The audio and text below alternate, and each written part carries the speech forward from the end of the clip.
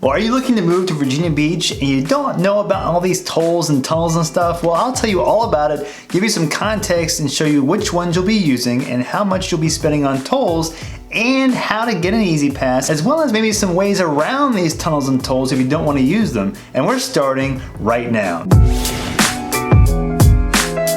Hey, my name is Sansalone and I'm a real estate agent in Hampton Roads, Virginia. And if it's your first time here, welcome. Hit the subscribe button, hit the bell notification next to it. It really tells the YouTube algorithms that I'm doing a good job. So please do that. It really means a lot to me. And you'll be notified every time that I do a video about Hampton Roads and about real estate. And today we're talking about tunnels and tolls. What's going on with all the tunnels and tolls in Hampton Roads, what to do about them, and where they all go, how to use an easy pass, as well as a bunch of other stuff about tunnels and tolls. And then at the end of the video, I'll talk about ways around these tunnels and tolls, as well as one of the new tolls that will be built in the foreseeable future for the expansion of one of the larger bridges and thoroughfares in Hampton Roads. And for all the toll information and the cost, I'll drop links below so you can see how much all these tolls cost and determine on a monthly basis how much you might expect to pay and if it's worth living near a toll booth. This is all in context of real estate, right? So because if you're planning to move to this area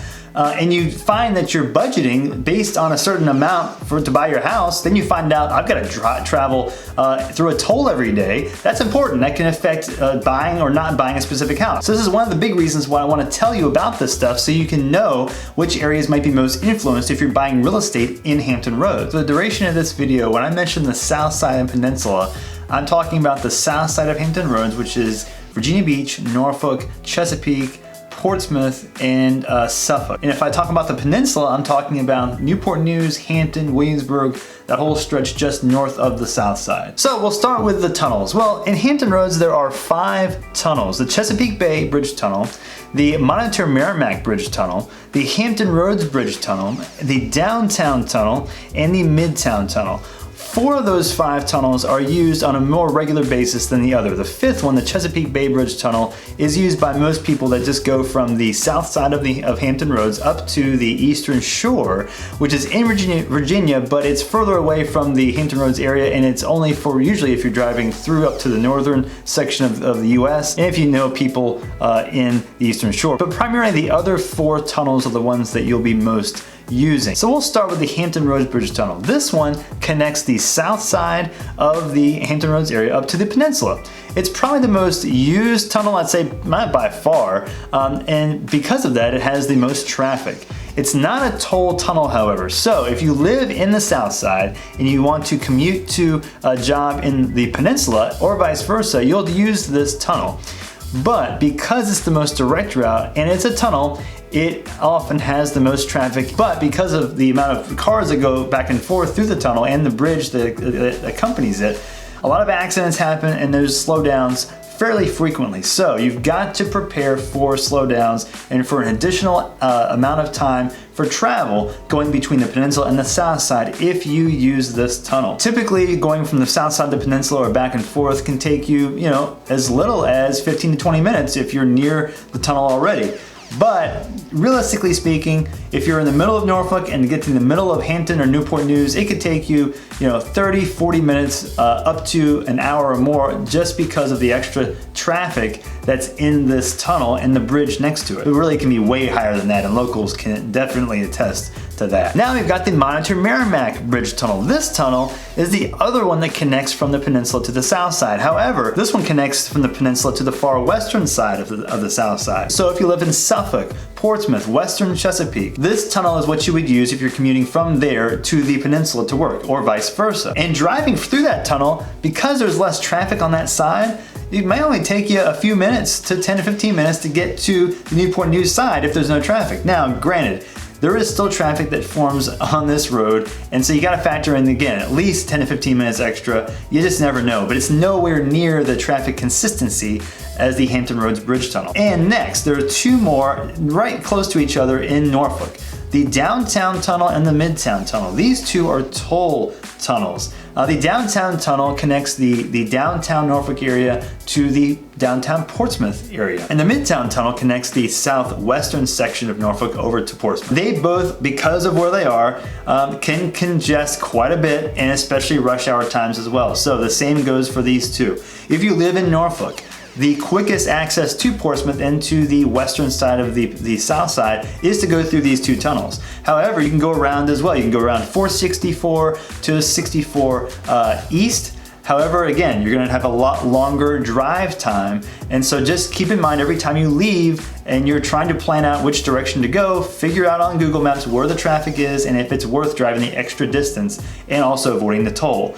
Same goes with the downtown tunnel. So people that live close to the tunnels, whether it be on the Portsmouth side or the Norfolk side, often find that it makes more sense time-wise to spend the money and go through the tolls and the tunnel as opposed to going all the way around. But you can check this on a regular basis to see how much traffic there is and to find out if it's worth spending the money for the tolls. And a little bit of history behind these tunnels. Now, the first tunnel in the Hampton Roads was built in 1957, the Hampton Roads Bridge Tunnel. Well, back then, they were much smaller because they were facilitating many fewer cars. Since then, it's expanded, as well as the other tunnels as well. There were 3 other tunnels that were built in that same time period, but in the 60s, the downtown, the Midtown, and the Chesapeake Bay Bridge Tunnel were all built in the 60s. And again, since then, they have expanded.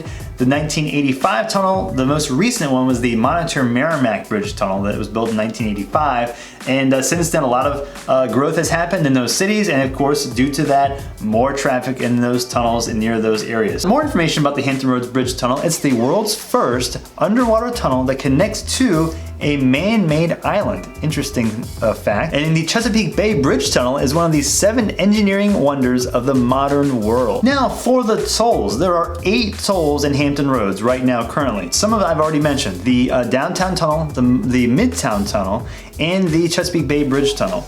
There are 5 more. There's the Coleman Bridge that connects on the very north end of the peninsula, Yorktown and Gloucester. So if you're living in the south side, you won't be seeing too much of this. And in addition, if you're in Norfolk and you're commuting mainly, this is most helpful if you're at NOB, stationed at NOB, the I-64 expressway lanes in Norfolk. So in rush hour times, the I-64 corridor can congest intensely. So using these express lanes can help avoid all that congestion and save you a lot of time in your commute. In addition to that, on the south side of the south side, that didn't sound right. So on the south end of Chesapeake is the Chesapeake Expressway. That takes you straight from Chesapeake down to the Virginia-North Carolina border. It shaves off some time if you're going down to North Carolina, but again, if you're not going down there very often, this is not one you'll be using very frequently. The one you might be using is the Dominion Boulevard toll. It's on the new Veterans Bridge. This connects areas of North Chesapeake down to the south side of Chesapeake. So if you live in areas like, for instance, Cedar Road, if you're looking at real estate and you see Cedar Road, that's close on the south side of that toll. And as well as if you're going on what's called the Chesapeake Bypass, you'll see an exit for this toll, this Dominion Boulevard toll. If you go to one side of Chesapeake, you'll miss the toll completely. If you go to the other side of Chesapeake, you'll see it, you'll hit that toll. Now the Jordan Bridge. Now the Jordan Bridge is one that crosses from South Norfolk, which is technically Chesapeake, it is Chesapeake, crossing over into the south side of Portsmouth. This is a really cool bridge actually. It was an old bridge for a long time, got torn down. I got built into a really nice high bridge. You've seen me, if you've watched my Chesapeake, pros and cons of living in Chesapeake video, you see me running in a suit on a bridge, and that's the Jordan Bridge. That's a kind of an expensive bridge to cross, contextually speaking. This is most used if you do live in that South Norfolk area, and you're trying to commute to Portsmouth or vice versa. The 2 primary tolls in the area I think that are most used are the downtown and midtown tunnels. This connects downtown Norfolk, Virginia Beach, Chesapeake, and Portsmouth in the west side of the south side. So the back and forth through these tolls can be costly if you're going back and forth quite a bit. If I would say budget between $100 and $125 a month if you're planning to go every day back and forth from work. If you live in one side of town and you're commuting to the other side, that can be the difference between $15,000 worth of mortgage or more. So that's something to keep in mind. Is say if you find a house on the west side that's a little bit cheaper, but you're going to spend $125 more a month to go across the water, you might find it really wasn't worth it in the first place. But these tunnels do back up, so that's another drawback to living in a place that you have to drive through these tunnels. Not only are you possibly taking more time driving through them and the traffic and all that, you're also paying to do it. So the way around these tolls and tunnels, if you live near a tunnel, chances are it makes more sense to drive through it and drive and pay the toll than to go all the way around, because the time it takes you to go all the way around, regardless of which tunnel it is, it's probably a better way just to suck it up and go through. For the downtown and midtown tunnels, if you live in Virginia Beach or live in the most of the areas of Chesapeake, like eastern Chesapeake, central Chesapeake, you might find that going around 64 East, that takes you around the south end of the area and goes over what's called the high-rise bridge, then takes you over to the west side of town and goes around like almost like a horseshoe. Doing that might be a little bit longer of a distance, but it will save you on the tolls and it actually might save you time. Same goes vice versa. If you live on the western side of town, just check and see if it's worth it to drive around. So keep all that in mind as you're looking for real estate in these areas. Now, for the Hampton Roads Bridge Tunnel, if you're living in Norfolk, there's not a whole lot you can do to avoid this one if you want to get to the peninsula within a reasonable amount of time, unless the traffic is just insanely bad. But for the most part, you're gonna have to go through that tunnel. And that's one of the reasons why people don't like to live on the peninsula and drive to the south side.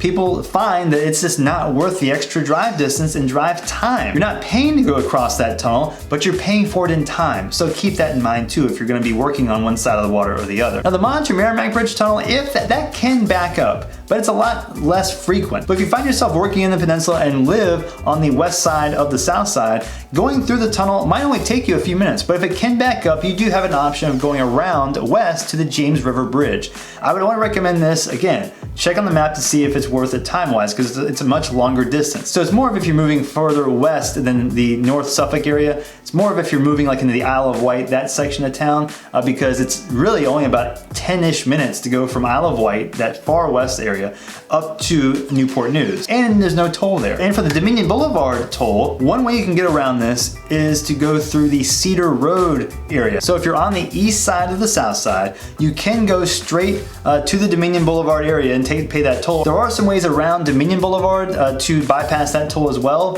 Same goes for that one too. If you do want to bypass this one, it will take you a lot longer. You can go around. There's some side streets that you can go on to, and I can message me if you want me to go into some more detail. But usually the idea is here, it will take you more driving distance, but it might save you time. It really depends on where you live and each day. How long does it take that day and what time of the day is it? And for the future toll that's coming to this area, the high-rise bridge is being doubled.